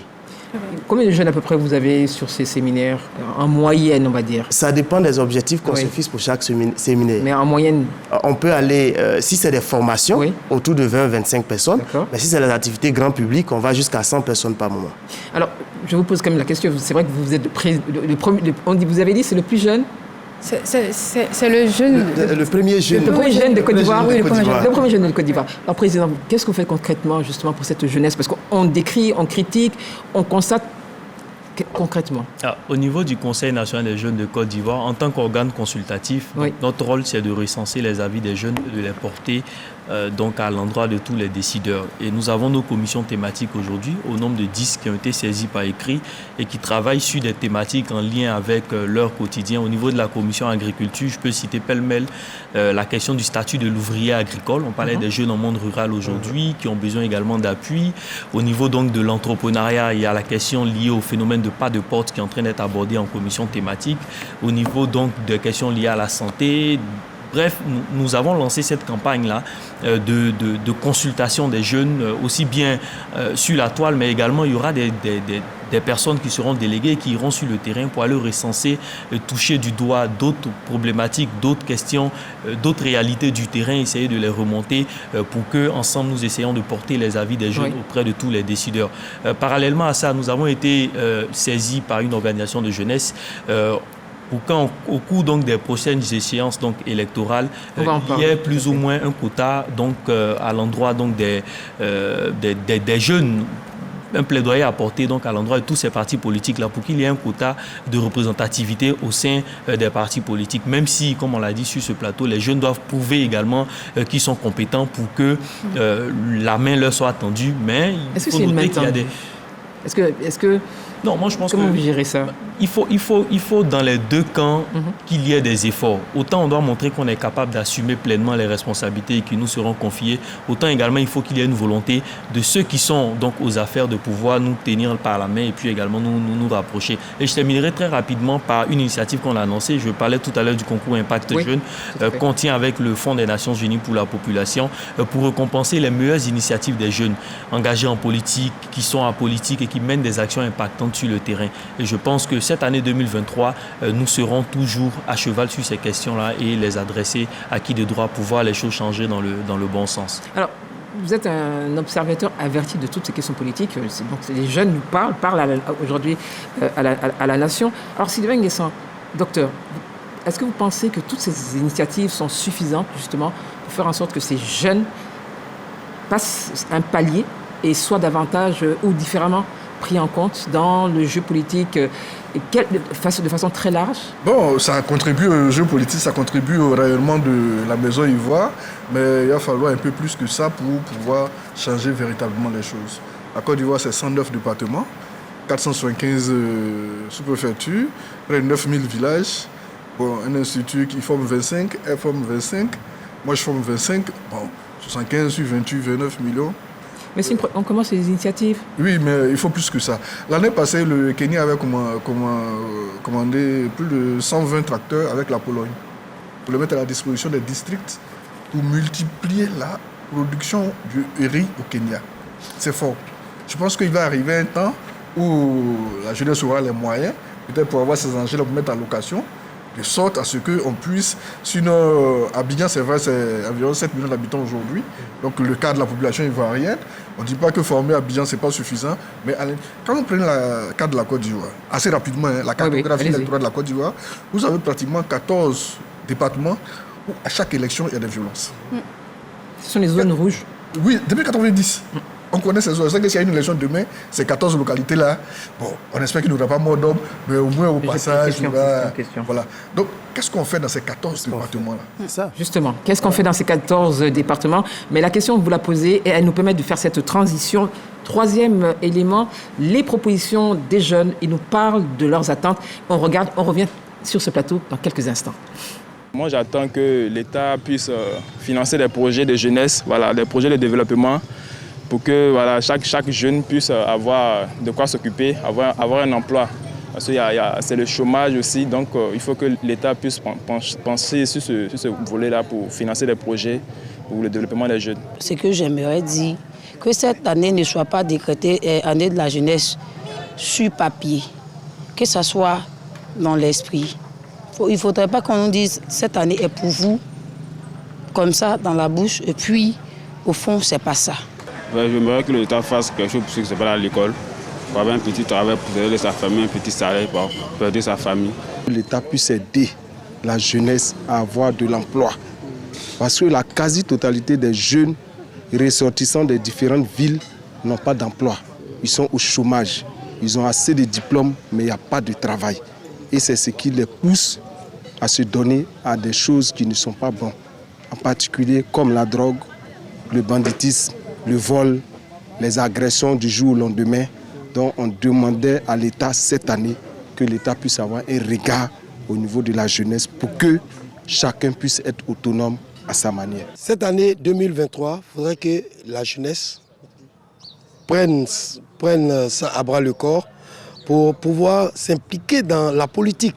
Parce qu'aujourd'hui, on sait qu'il y a une génération sortante, donc il y a une nouvelle génération, et la nouvelle génération, c'est la jeunesse. C'est elle qui doit aujourd'hui dire non, il faut qu'on prenne notre destin en main. Parce qu'il n'y aura plus personne derrière demain. L'État doit vraiment accompagner la jeunesse à s'impliquer, à comprendre et même à jouer le rôle qui leur est dévoué, qui est le fait de prendre ça pour pouvoir eux-mêmes être les acteurs du futur. Les acteurs du futur, merci encore une fois Déby Soyo et Ibrahim Touré. Président, les acteurs du futur, on a suivi cet élément. Oui. Qu'est-ce que vous en pensez? Moi, je pense que le futur dépend d'aujourd'hui. Et pour que le futur soit radieux et pour que les jeunes soient les acteurs du futur, il faut qu'ils commencent à travailler, peu importe les secteurs d'activité. On a aujourd'hui des jeunes qui sont dans le domaine de l'innovation technologique, oui, qui apportent leur grain de sel au développement du pays. On a aujourd'hui des jeunes qui sont dans le domaine de l'agriculture et qui apportent leur touche. Quand vous prenez des organisations qui vont mobiliser même des fonds à l'extérieur, avec des partenaires techniques, avec des OING, il faut être organisé international, pour venir accompagner des jeunes qui sont eux en quête donc des situations d'employabilité. Moi, je pense qu'il y a un énorme travail qui est fait. Et donc, on peut être des acteurs du futur, mais cela passe par aujourd'hui, cela passe par une prise de conscience collective, cela passe par une formation d'abord, oui, parce qu'on peut tout vous mettre à disposition, mais si vous n'êtes pas formé, si vous n'avez pas la bonne orientation, cela donc se conduira donc à la ruine. Alors, docteur Sylvain Guessant, est-ce que ce n'est pas aussi un changement de mentalité? Il parle de formation, qu'est-ce que vous en pensez? Si, il faudra y arriver, le changement de mentalité, je le disais tantôt en off, on attend peut-être un peu trop de l'État ivoirien. Oui. Voilà, pas trop d'initiatives, on attend que le maire arrive, qui crée 300 emplois durables, il ne peut pas, il n'en a pas les moyens. Que le président du conseil régional vienne créer 100 emplois, il ne peut pas. De quoi dispose-t-il pour créer 100 emplois durables? Peut-être des gens pour nettoyer, balayer les rues et autres, mais ça existe déjà. Voilà, peut-être qu'il faudra revoir, que chacun se dise qu'il est maître de sa destinée. Maintenant, ce qu'on peut attendre de l'État, c'est l'accès au crédit. Je disais tantôt en offre, si chaque département sur les 109 a un fonds de garantie de 100 millions, ça fait autour de 10 milliards, je pense que l'État de Côte d'Ivoire peut faire ça. Et l'État se retire carrément du processus. Vous avez un projet, vous vous adressez à telle banque qui étudie votre projet, écoutez votre projet, on peut le financer à hauteur de 5 millions que vous remboursez sur 3 ans. On va dans ce sens-là, peut-être que ça peut changer quelque chose. Sinon, on attend trop de l'État. Nadia, qu'est-ce que vous en pensez? L'État, on l'a vu, État, emploi. Est-ce que les jeunes attendent trop de l'État? Oui, bien entendu. Je pense que je l'ai dit tout à l'heure, que les responsabilités sont partagées. Oui. On a besoin que l'État crée, j'insiste, on a besoin que l'État crée les conditions pour que les jeunes puissent librement, avec leur libre arbitre, avec leur ingéniosité, oui, puissent faire éclore des innovations, puissent participer à la construction de la société. Donc oui, il faut que les jeunes soient des acteurs. Nous sommes d'accord, mais en même temps, nous pensons qu'il faut accompagner ces jeunes-là pour qu'ils puissent arriver à maturation, pour pouvoir participer concrètement dans la construction de la société. En même temps, j'aimerais faire cette précision-là, c'est qu'en général, quand on parle des jeunes, on a tendance à rester seulement sur l'aspect économique des choses. Alors qu'une nation, c'est vrai que l'économie, ça compte, mais une nation, c'est aussi une âme. Ce sont les ressources humaines. Donc, il faut pouvoir former les jeunes. Une fois qu'on aura tous ces jeunes qui auront accès à des crédits, qui pourront travailler, qui auront accès à tout ce qu'on pense, qu'est-ce qu'on fait pour que ces jeunes-là puissent en retour apporter quelque chose à la communauté? Et donc, je pense qu'il faut réfléchir dualité. D'accord. Il faut penser au point économique, mais il faut aussi penser à la formation des ressources humaines que sont la jeunesse. Ressources humaines, Madia le dit, il faut penser aussi aux ressources humaines. Et moi, je voudrais ajouter un élément à ce qu'elle dit. Aujourd'hui, on regarde sur les réseaux sociaux, les jeunes sont très présents avec ce qu'on peut décrire ou autre. Alors, comment on fait justement ce lien entre les ressources humaines, ces jeunes qui sont innovants, et puis la question des réseaux sociaux?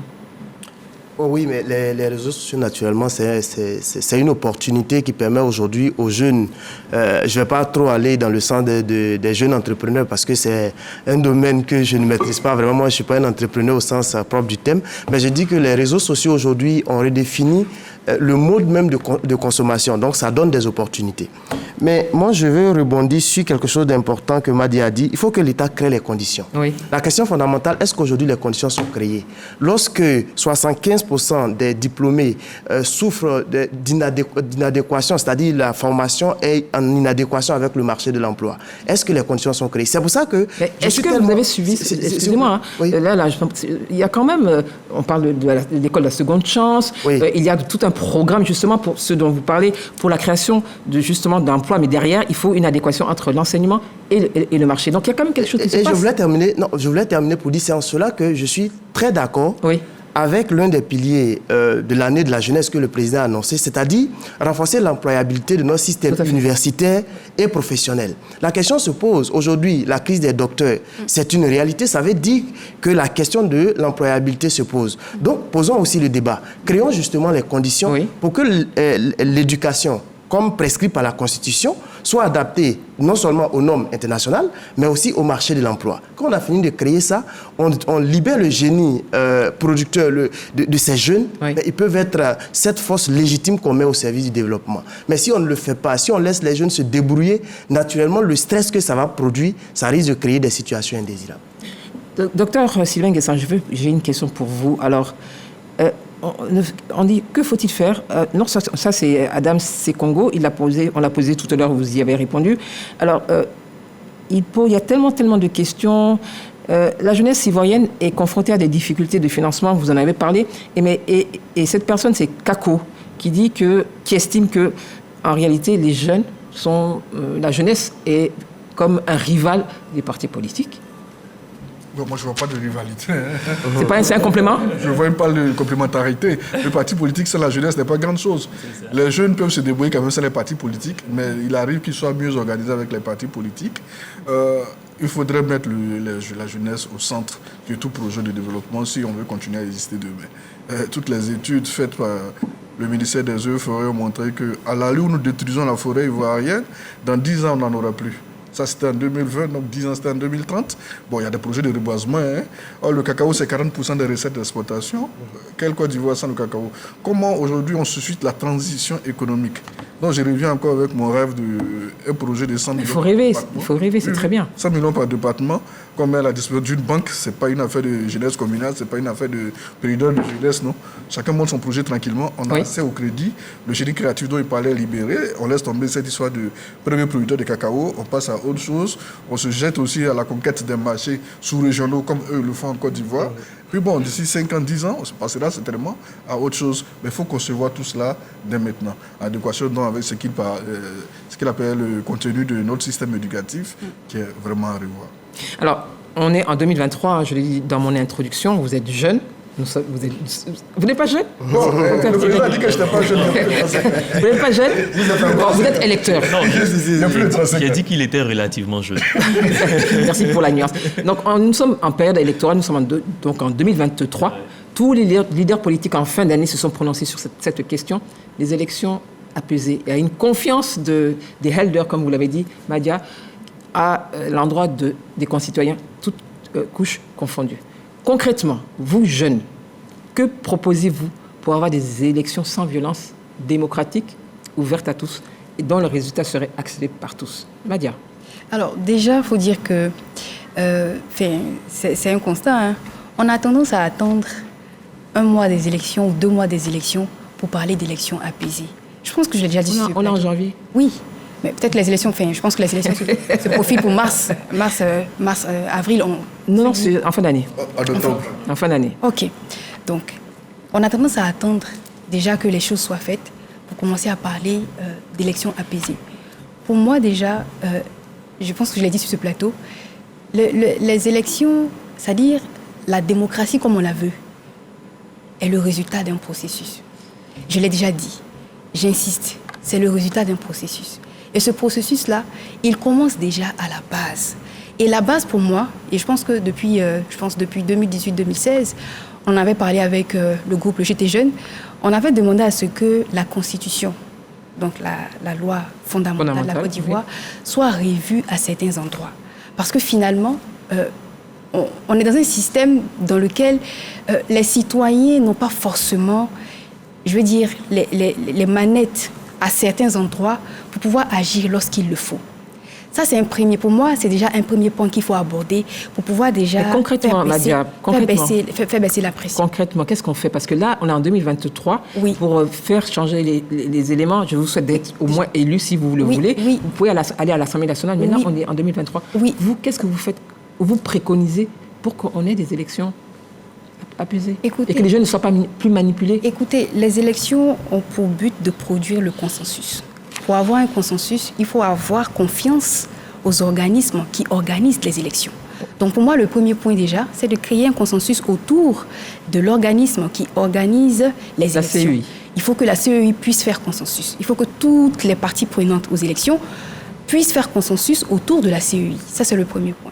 Et le second point, c'est de pouvoir faire en sorte que, au moment des élections, on puisse garantir la sécurité des uns et des autres, pour que chacun puisse aller voter librement et que les résultats soient produits comme il se doit. Pour moi, une fois qu'on a confiance aux organismes qui organisent les élections, le reste va venir. Et pour moi, le point fondamental, c'est là. C'est la confiance. C'est la confiance. Pour vous. Sylvain Guessant, pour vous. Je souhaite qu'il y ait encore un dialogue politique. Il n'y en a pas de trop. Oui. La dernière élection que nous avons eu en Côte d'Ivoire qui s'est soldée sans violence, quelques semaines avant les élections, il y a eu le dialogue politique, où toutes les forces vives de la nation étaient engagées, elles ont pris l'engagement, et il y a eu une élection sans mot d'ordre. Donc c'est toujours bien de reprendre avec le dialogue politique, que les uns et les autres puissent se parler 2-3 jours. Ça nous éviterait déjà la moitié des violences. Maintenant, les 14 villes où il y a pratiquement toujours eu mot d'homme, je me pose la question, et si on essaie seulement que des femmes candidates? Étant donné le sens de la vie que femmes ont, peut-être que dans ces localités-là, celles qui ont perdu accepteraient facilement leur défaite et on passerait à autre chose. Ça serait quand même bien d'essayer. Président, alors, et après j'ai une question pour tous les quatre. D'accord. Allez-y. Alors moi je vais intervenir sur ce que nous faisons en ce moment et ce que nous continuerons de faire. Oui. En collaboration avec l'Observatoire de la solidarité et de la cohésion sociale, depuis l'année dernière, 2022, nous avons développé un système d'alerte précoce dans tous les départements, mais également dans tous les villages de Côte d'Ivoire, de sorte à ce qu'à chaque fois qu'il y a une difficulté, à chaque fois qu'il y a un accident, à chaque fois qu'il y a un problème, à chaque fois qu'il y a une question qui est soulevée et qui est susceptible donc d'attiser des tensions, nous la faisons remonter très rapidement à cet observatoire avec qui nous essayons donc de prendre les décisions qui servent pour améliorer les choses très rapidement dans cette zone du pays. Et je pense que la collaboration se passe bien. Ce que nous avons prévu pour cette année, c'est de poursuivre notre action au niveau donc de ces comités de veille, mais également de renforcer les capacités de tous nos délégués qui sont des présidents de jeunesse de ces départements-là, afin que ces leaders d'organisation de jeunesse et ces leaders d'opinion qui seront dans ces localités puissent relayer à leur tour les différentes formations donc dans leur parti. Pour ce qui est du reste, je pense que nos commissions thématiques sont à pied d'œuvre et donc comme nous l'avons annoncé ici au cours du dernier débat, au cours du mois de mars 2023, toutes les autres commissions thématiques se mobiliseront pour vous porter le fruit de leurs travaux. Avant de passer, de demander la même chose à M. Niamia Atoubré, juste une question. Quand vous avez ces remontées d'informations donc à l'observatoire, qu'est-ce qui se passe après? Ce que nous faisons, c'est que nous remontons à l'observatoire. Oui. Avec en même temps des solutions. D'accord. L'observatoire, donc, au regard de ce qui est proposé, prend les décisions et agit sur le terrain en relation donc, avec le ministère en charge de la solidarité et de la lutte contre la pauvreté. Mais également, quand d'autres ministères sectoriels sont sollicités très rapidement, ils essaient de se mobiliser également pour apporter... Donc, il y a une synergie. Il y a une synergie d'action. Et je voudrais préciser au passage que cette collaboration-là fait appel également à d'autres compétences au niveau du ministère de l'Intérieur et de la Sécurité, au niveau du ministère d'État. Quand vous prenez les zones aujourd'hui frontalières, dès qu'il y a des casses, dès qu'il y a des échauffourées ou encore il y a des situations qui sont susceptibles de couler sur des conflits, on essaie en tout cas très rapidement de remonter et voilà. Très bien. Alors, Niamia Atoubré, que faut-il faire? Oui, moi, avant de répondre directement à ça, moi je pense que souvent en Côte d'Ivoire, nous réglons les problèmes par les conséquences plutôt que de les régler par les causes. Souvent les violences électorales qu'on voit, ce ne sont pas des violences liées aux élections. Il y a des tensions communautaires structurelles qui ne sont pas adressées. Vous avez la question foncière. Aujourd'hui, vous partez à l'ouest. Si demain, je touche du bois, il y a une crise là-bas, ça risque d'être explosif. Parce qu'il y a des situations profondes que le processus de réconciliation n'a pas pu résoudre. Vous avez aujourd'hui la place même des chefs communautaires qui est effritée parce que la politique s'est immixée dans le traditionnel. Essayons de poser ces questions de base. Sinon, les élections ne seront que des éléments déclencheurs des crises. Il y a des problèmes à résoudre. Je suis d'accord avec la réforme de la CEI, il faut le faire parce que j'estime que les partis politiques n'ont pas leur place dans cette organisation. Ça, c'est votre droit. Quand on a fini de dire ça, réinterrogeons le processus de réconciliation qui a été mis en place. Il y a aujourd'hui des victimes qui se sentent abandonnées parce qu'ils n'ont pas reçu de soutien de la part de l'État. Il y a cette rancœur que nous traînons depuis longtemps. Essayons, posons le débat. Aujourd'hui, nous avons deux ministères, entre guillemets, qui se chargent de la question. Le ministère de la Réconciliation, le ministère de la Solidarité. Posons le débat. La question de la réparation individuelle, aujourd'hui, est bloquée. Qu'est-ce qu'on fait? On ne sait pas où est-ce qu'on est en train de partir. Donc je dis... Comment vous ne savez pas, je veux juste comprendre, comment vous ne savez pas où on est en train de partir? Parce que vous avez parlé de deux ministères, il y a quand même des activités qui sont menées, on voit cela dans la presse, sur la télévision, etc. Et puis, je pense qu'aujourd'hui, vous parlez des réseaux sociaux, on voit quand même des actions qui sont faites. Peut-être que ce n'est pas suffisant, mais est-ce qu'on peut dire aujourd'hui que rien n'est fait? Un processus de réconciliation, il est lent. Même en Afrique du Sud, ils sont encore dans ce processus de réconciliation. Je ne peux pas me permettre ici de dire que rien n'est fait. Ce n'est pas ce que je dis, mais je dis, aujourd'hui, l'État a décidé, par exemple, d'indemniser les victimes individuellement. C'est l'État qui a décidé, lui-même. Et donc, qui a mis en place un programme de cohésion sociale pour indemniser les gens. La question, c'est pourquoi aujourd'hui, on tourne autour de 4% des victimes qui sont indemnisées. Mais il faut aller au fond des choses. Si on estime qu'on ne peut plus poursuivre ça, alors disons-le clairement pour que les populations sachent ce qui se passe. Alors, maintenant, j'arrive, madame. Si on veut... moi, je veux juste pour renforcer ma question. Ma question, est-ce que, par rapport à ce que vous dites, qui est sans doute, c'est sur le terrain, je pense que les ministères, les uns et les autres, font ce qu'il y a à faire. C'est donc vous posez une problématique. Hein. Mais moi, ma question, c'est qu'est-ce qu'il faut faire pour justement, vous les jeunes, parce que vous avez pointé du doigt un certain nombre de questions. Là, vous parlez justement de la question foncière, vous avez parlé de l'indemnisation, de la réconciliation, etc. Concrètement, quand on a tout ça, comment on fait en sorte que, même s'il y a des éléments qui sont pendants, qui attendent, comment on fait pour faire en sorte qu'on avance et qu'il n'y ait pas de violence en 2023 ? Parce que de toutes les manières, s'il y a des violences, cette année, on ne pourra pas régler ce dont vous parlez. Donc, comment on fait pour avancer? Madame, pour les gens qui sont blessés, le premier élément, c'est de les écouter.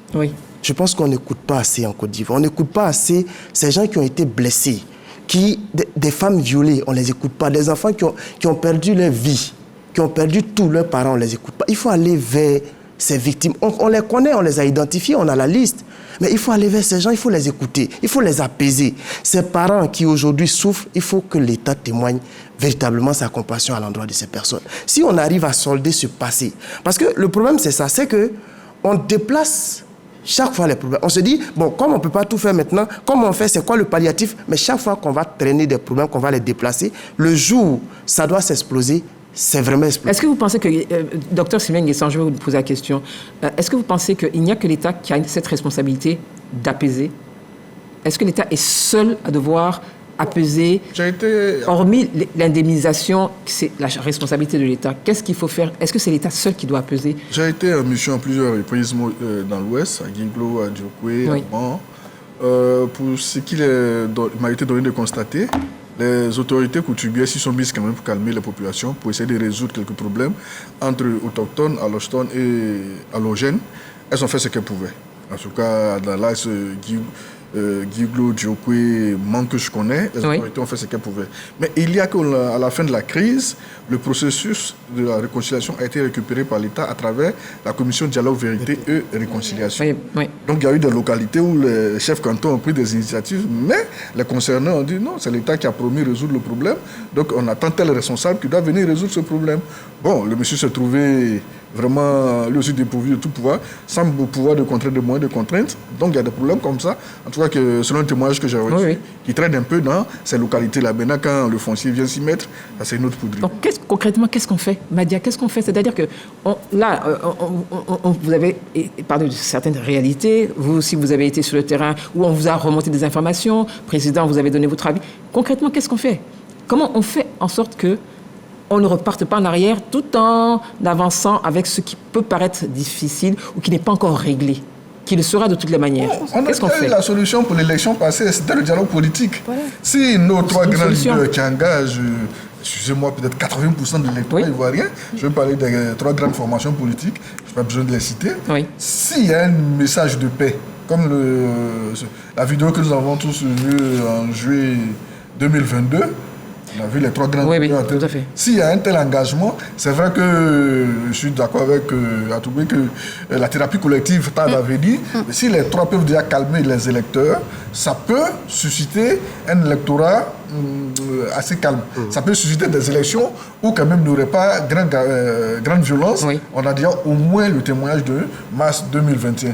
Donc essayons encore le médicament. Mais il faudra peut-être, comme il a dit, trouver peut-être un moyen d'apaiser ceux qui souffrent encore dans leur point de vue, toutes ces crises que nous avons déjà connues. Essayons toujours le même médicament. Madia, j'ai une question pour vous. Alors, la jeunesse ivoirienne a besoin d'une rééducation intellectuelle. C'est ça, de Côte d'Ivoire, qui le dit, de rééducation intellectuelle. Mettre un accent sur les principes et valeurs intellectuelles au niveau de l'éducation, la formation, puis combattre la tricherie en cours et également tout ce qui est drogue et anti-valeurs. Oui, je l'ai dit tout à l'heure. Pour moi, l'éducation commence à la base. Il faut déjà commencer avec les enfants depuis le primaire. Je pense qu'aux États-Unis, par exemple, ils ont un système qu'ils appellent The Pledge of Allegiance, où on apprend aux enfants déjà depuis le bas âge à prêter allégeance à la nation. Et dans ce récital-là, vous avez un ensemble de valeurs qui est inculqué aux enfants depuis la maternelle. On leur apprend qu'est-ce que c'est que l'intégrité, on leur apprend pourquoi est-ce qu'il faut être honnête, on leur apprend pourquoi est-ce qu'il faut être, j'ai envie de dire, loyal envers son pays. Et je pense que c'est ce genre d'initiative-là dont nous avons besoin aussi au niveau de la Côte d'Ivoire. C'est vrai que le ministère de la Jeunesse essaie, avec le service civique, de faire de l'éducation des jeunes. Mais moi, je pense qu'il faut encore repenser la chose, qu'il faut peut-être revoir le contenu. C'est vrai qu'on a une partie de la population, j'ai envie de dire, qui n'a pas accès à l'éducation, qui est encline à perpétrer la violence, etc., qu'on est en train de rééduquer. Mais en même temps, il y a cette jeunesse aussi qui n'est pas forcément dans la violence, mais qui a besoin de connaître concrètement ce que signifie union, discipline, travail pour la Côte d'Ivoire. Et je pense donc qu'il faut peut-être creuser sur cette lancée. Il y a quand même, je pense au niveau de l'éducation nationale, il y a au sein de certaines écoles, des clubs sur les droits de l'homme, pour inculquer à cette jeunesse justement certaines valeurs qui leur permettront de grandir avec des valeurs et non des anti-valeurs. Alors, oui, allez-y. Rebondir dans ce sens. Allez-y. J'ai vu, par exemple, quelque chose de très important dans la feuille de route du gouvernement 2023, où j'ai lu quelque part qu'il y aura la création du Conseil national de la paix. Je pense que nous pouvons en faire un instrument de formation des jeunes. Nous avons déjà l'Observatoire de la cohésion sociale qui observe l'évolution des choses, mais je pense que cette structure, si on la rend opérationnelle avec des projets structurants, dans les écoles, on a des clubs de paix qui ne fonctionnent pratiquement pas. Donnons du contenu, créons véritablement des activités extrascolaires autour de la paix, autour de l'engagement citoyen. Je pense que si on commence par la base, on va faire quelque chose, surtout que l'agenda 2063 de l'Union africaine, au niveau de l'aspiration 4 parle de la formation à la culture de la paix, à la tolérance chez les enfants et chez les jeunes. Parce que ceux qui ont conçu l'agenda estiment que c'est par ce canal-là qu'on pourra construire l'Afrique paisible. Donc je pense qu'on a des éléments sur lesquels on peut jouer quand même. Une Afrique paisible, vous êtes des acteurs de cette future ou actuelle Afrique paisible. Alors j'ai envie de vous poser presque une dernière question. Avez-vous suivi le sommet de la francophonie, le dernier sommet de la francophonie, avec un sujet, il y a eu donc la défiance citoyenne. Je voudrais vous faire réagir là-dessus. C'est vraiment, comme on dit, en fait, on parle des jeunes, mais c'est pas que de la Côte d'Ivoire. Il y a cette réalité à travers le monde, même pas que de l'Afrique. Bien entendu. Et je pense que la question qui a été abordée donc, au dernier sommet de la francophonie qui s'est tenu en Tunisie est très interpellative. Je pense que la défiance citoyenne est une question d'actualité. Les attaques des individus envers les institutions de la République, les personnes qui incarnent ces institutions, la responsabilité de tous les citoyens y sont engagés aujourd'hui sur les réseaux sociaux, les fake news, la désinformation. Quand on regarde même aujourd'hui des gens qui portent même atteinte donc à des hommes en tenue. Bref, je pense que, comme je l'ai dit tout à l'heure, c'est un fait qui se généralise et qui n'est pas que spécifique à la Côte d'Ivoire. Et je pense que, dernièrement, le fait d'imposer certaines rigueurs aussi au niveau de la communauté essaie donc de donner des leçons. On a vu des personnes qui ont été interpellées parce qu'elles ont manqué du respect, donc elles ont manqué de respect donc à des autorités policières. Je pense que cela est à saluer. Mais je pense qu'il faut toujours poursuivre et je me réjouis du fait que ces éléments-là, quand ils arrivent, en tout cas, la communauté se fait l'écho et essaie de partager en dénonçant. C'est-à-dire qu'il y a une prise de conscience collective aujourd'hui et cette prise de conscience-là doit se poursuivre. Au niveau donc de l'éducation au civisme et à la citoyenneté, il y a 5 symboles de la République. Donc, Madia parlait tout à l'heure de notre devise, on a notre drapeau, on a donc le portrait du chef de l'État, on a notre hymne national, on a nos armoiries. Je pense que les Ivoiriens doivent se dire que ce sont ces 5 symboles-là qui fondent notre pays aujourd'hui. Nous devons nous y approprier et nous devons travailler à ce que la Côte d'Ivoire soit une et indivisible. Nous devons travailler à ce que les personnalités qui sont les personnes du Nord, du Sud, de l'Est et de l'Ouest se disent qu'elles peuvent évoluer dans un monde meilleur, dans une Côte d'Ivoire meilleure, une Côte d'Ivoire solidaire, une Côte d'Ivoire plus prospère et une Côte d'Ivoire paisible. Ce sera votre conclusion, Madia, votre conclusion par rapport à cette défiance citoyenne et votre conclusion. Alors, je pense que plus ou moins, en débutant mon propos, j'en ai parlé, je disais que le phénomène dont on parle aujourd'hui de l'engagement des jeunes, de la défiance des jeunes, comme vous en parlez maintenant, n'est pas un phénomène. La défiance, oui, bien la défiance citoyenne, pardon. La défiance citoyenne n'est pas forcément l'apanage que des jeunes ivoiriens. C'est un mouvement généralisé, peut-être parce que les populations sont en train de réinventer leur rapport à la citoyenneté. Ils l'aperçoivent d'une autre manière. On parle de citoyenneté numérique, etc. Donc pour moi, oui, ça reste des questions sur lesquelles nous devons tous réfléchir, sur lesquelles nous devons tous réfléchir et proposer des solutions. Peut-être qu'ensemble, avec les gouvernements, la société civile, les partis politiques, nous finirons par trouver une solution à ce phénomène. Merci, Madia. Docteur. Oui, avec nos États assez fragiles avec la menace terroriste, le piratage en mer, on ne va pas en rajouter. Il faut trouver des voies de recours à cette jeunesse-là.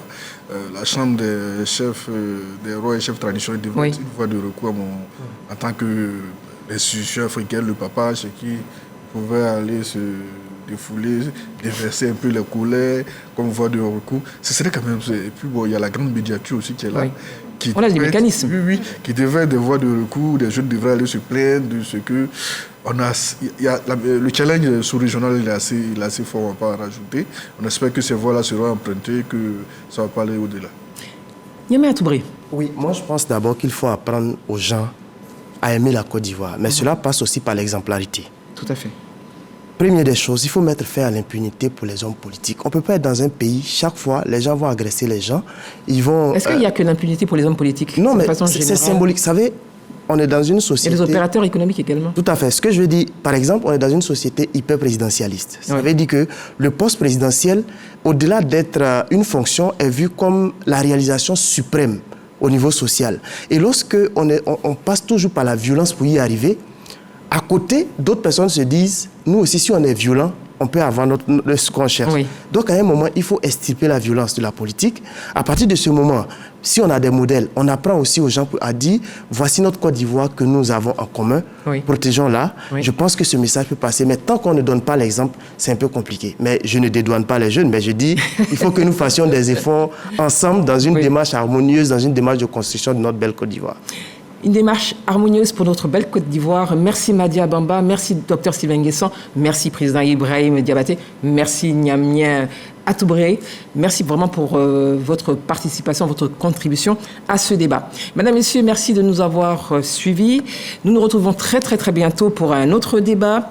Restez sur RT1 pour la suite de ces programmes. Merci à toutes les équipes techniques rédactionnelles. Merci à la DMI. À très bientôt. Je termine par ce proverbe. Le bonheur n'est pas le fruit de la paix. Le bonheur, c'est la paix même. Bonsoir.